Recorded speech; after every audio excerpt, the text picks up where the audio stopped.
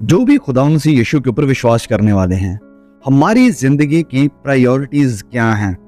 क्या हम परमेश्वर को पहला स्थान या प्रायोरिटी देते हैं, या फिर किसी और चीज को, किसी और इंसान को, किसी और रिलेशनशिप को, या हमारी जॉब को, या हमारे पैसे को?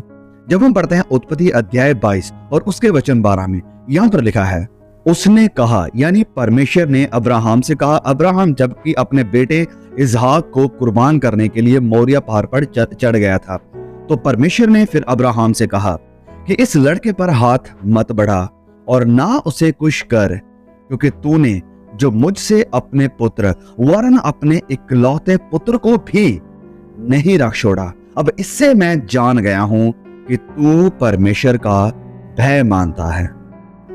तो जब परीक्षाएं हमारी जिंदगी में आती हैं, तो ये हम विश्वासियों की जिंदगी में इस बात को जाहिर करती हैं, प्रकट करती हैं, रिवील करती हैं कि हम किस चीज को ज्यादा प्यार करते हैं और किस चीज को ज्यादा अप्रिशिएट करते हैं।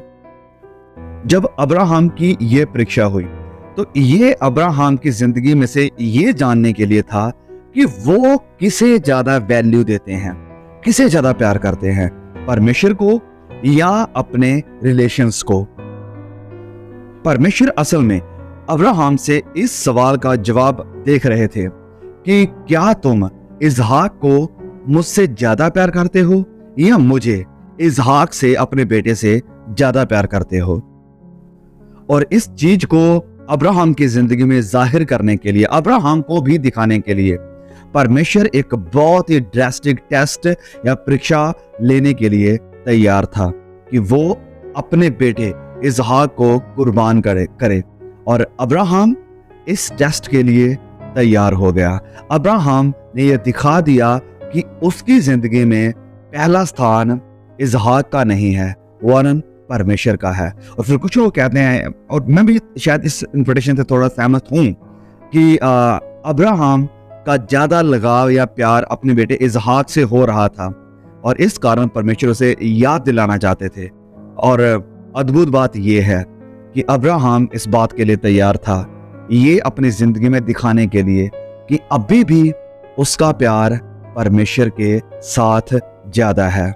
मायने नहीं रखता है कि उसे किस चीज को सैक्रिफाइस करना पड़ेगा, वो तैयार है परमेश्वर के कमांड को, परमेश्वर की बातों को मानने के लिए। और ये जो टेस्ट अब्राहम की जिंदगी में आया, ये हम विश्वासियों की जिंदगियों में भी हर पल, हर वक्त चलता रहता है। हर दिन हमें ऐसे अब्राहम की तरह फैसला करना पड़ता है। आज भी परमेश्वर अपने लोगों को ऐसे टेस्ट के थ्रू लेकर जाते हैं ताकि देख सकें, ताकि हमें भी पता चल सके कि हमारी जिंदगी में प्रायोरिटीज किस चीज की हैं, किस चीज को हम पहला स्थान दे रहे हैं। प्रभु यीशु ने वचन मत्ती अध्याय 22 और उसके वचन 37 में कहा कि तू अपने परमेश्वर, अपने प्रभु से अपने सारे मन, अपने सारे प्राण और अपनी सारी बुद्धि से प्रेम रख। और अगर हम परमेश्वर को अपने सारे मन, अपने सारे प्राण, अपनी सारी बुद्धि से प्रेम रखते हैं, तो ये हमारी दिन प्रतिदिन की लाइफ से प्रकट होगा, जाहिर होगा। जब हम चीजों को, जब हम बहुत से हालातों को सैक्रिफाइस कर देंगे परमेश्वर के लिए, क्योंकि हम परमेश्वर से प्यार करते हैं, इस कारण हम कई बार उन चीजों को सैक्रिफाइस करने के लिए तैयार हैं जो हो सकता है हमें तो सही लगे, हमें तो अच्छी लगे, लेकिन हो सकता है ये हमें परमेश्वर से दूर कर रही हैं। हो सकता है ये चीजें परमेश्वर के प्रति जो हमारी मोहब्बत है उसे ठंडा कर रही हैं। और प्रभु यीशु इस बात को लेकर पूरी तरह से कंसर्न थे कि हम विश्वासी जो हैं, जो प्रभु यीशु के पीछे चलने वाले हैं, हमारी जिंदगी की प्रायोरिटीज या पहल क्या है। तो इसलिए प्रभु यीशु ने ये अद्भुत स्टेटमेंट दिया।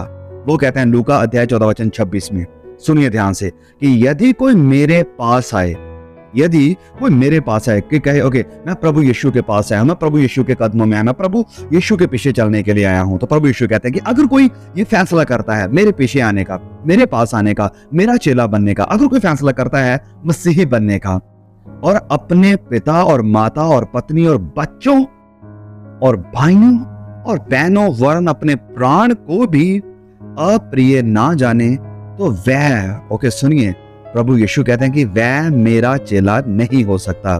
कौन? जो अपने माता पिता को, अपनी पत्नी को, अपने बच्चों को, भाइयों बहनों को अप्रिय ना जाने। अब इसका मतलब क्या है?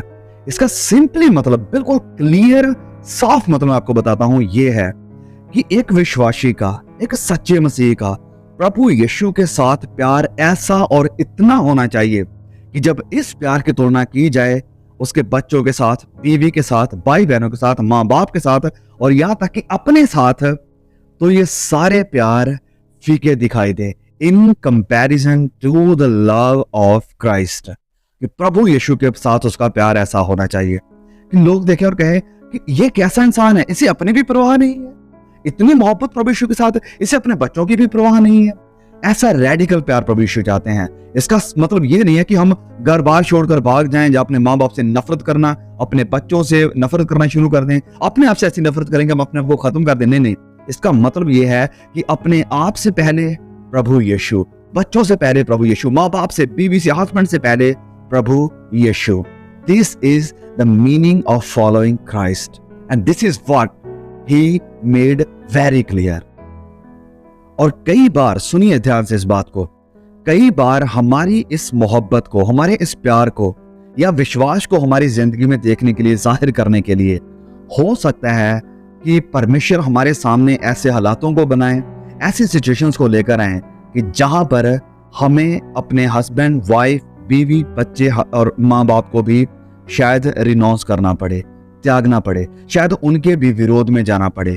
कई बार ऐसे भी हालात आ सकते हैं और ऐसा रेडिकल ओबीडियंस, ऐसे प्रभु यीशु मसीह के प्रति आज्ञाकारिता हमारी जिंदगी में एक बहुत बड़ी फिर परमेश्वर की ब्लेसिंग को लेकर आती हैं। एक ऐसा आत्मिक रेवलेशन परमेश्वर हमें देंगे जो शायद कभी भी हमें बाइबल पढ़ के चर्च में जाकर ना मिलता, जो कि शायद हमें परमेश्वर के ऊपर ऐसे विश्वास बनाकर, परमेश्वर को पहला स्थान देकर और टेस्ट में से बाहर आकर जो रेवलेशन परमेश्वर हमें देंगे।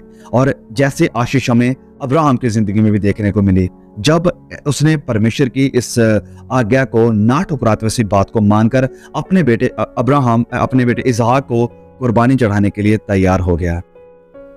और इसकी एग्जाम्पल सिर्फ अब्राहम ही नहीं था और बाइबल के संत लोग ही नहीं थे, वरन इसकी एक और बहुत बड़ी एग्जाम्पल खुद खुदावंद मसीह यीशु भी थे, क्योंकि वो पूरी तरह से इंसान थे और पूरी तरह से ईश्वर यानी भगवान यानी खुदा भी थे।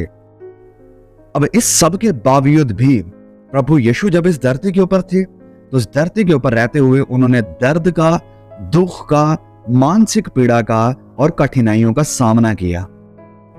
इसकी उदाहरण हमें इब्रानियों अध्याय 12 में भी देखने को मिलती है और फिर जब फिलिपियों अध्याय 2 और उसके वचन 8 और 9 में हम पढ़ते हैं तो यहाँ पर भी लिखा है कि मनुष्य के रूप में प्रकट होकर अपने आप को दीन किया और यहां तक आज्ञाकारी रहा कि मृत्यु, हाँ क्रूस की मृत्यु भी सह ली। इस कारण परमेश्वर ने उसको अति महान भी किया और उसको वह नाम दिया जो सब नामों से श्रेष्ठ है। एक ऐसा नाम प्रभु यीशु को दिया जो सब नामों में श्रेष्ठ है। तो फाइनली मैं यही कहूंगा कि यस, परमेश्वर कई बार हम सबको, आप अकेले नहीं हैं, हम सब इसमें शामिल हैं। कई बार परमेश्वर हमें इस टेस्ट, ट्रायल्स और मुश्किलों के सफर में या रास्ते के ऊपर लेकर जाते हैं और वह चाहते हैं कि हम इन सब में अपने प्रभु के प्रति वफादार रहें, उसके वचनों के प्रति वफादार रहें और उसकी इच्छा के प्रति वफादार रहें, उसकी इच्छा को अपनी जिंदगी में पूरी होने दें। और वो जो सारी डिफिकल्टीज, वो जो सारी परीक्षाएं हमारी जिंदगी में आ रही हैं, फिर वो हमारे अंदर धीरज को पैदा करेंगी और जब हमारी जिंदगी में धीरज आएगा तो इसके साथ साथ परमेश्वर की बहुमूल्य आत्मिक ब्लेसिंग्स भी हमारी जिंदगी में आएगी। परमेश्वर का एक अद्भुत रेवलेशन हमें परमेश्वर देंगे। May God bless you. Please share the message. Amen.